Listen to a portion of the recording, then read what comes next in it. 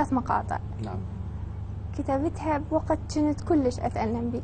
أنا من النوع فترة أقرأ دائما وفترة أتوقف عن القراءة، فتلقى المفكرة دائما بإيدي إذا أقرأ وإذا ما أقرأ.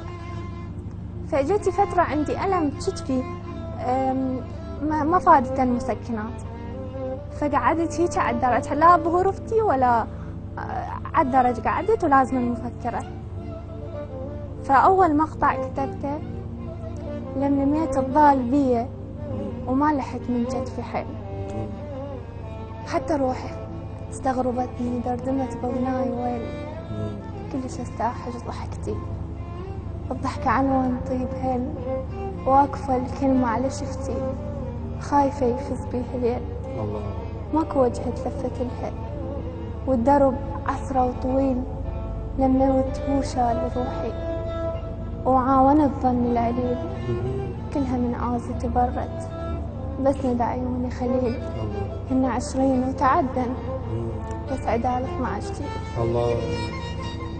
أنا وين مسود مصطفنا على وجهي وبين بروح العطب، والخلق كلش تعدل واتحمل صعب، فرهديت الطيب من قلبي على ظنوني لعب، وهم كلهم ليل وادري سوالف الظلمة كذب، وانا حسرات ذلي من نايم يا عويل.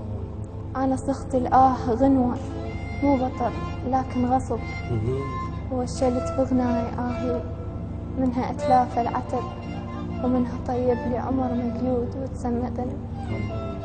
انا وين هذري بكل شبيه، وين اقول ان كل شمر، لا درب ما عثراني ولا قصد جدني بطر، ولا محطة بيها ونس روحي لا لو ضليتها.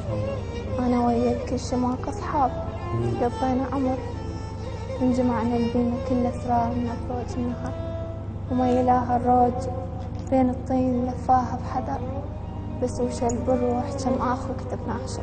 الله. ملامح القصة مريت عليها مرور سريع، ما أعرف شنو السبب. القصيدة كلش مؤثرة. تمام. قلت يعني هي من الألم.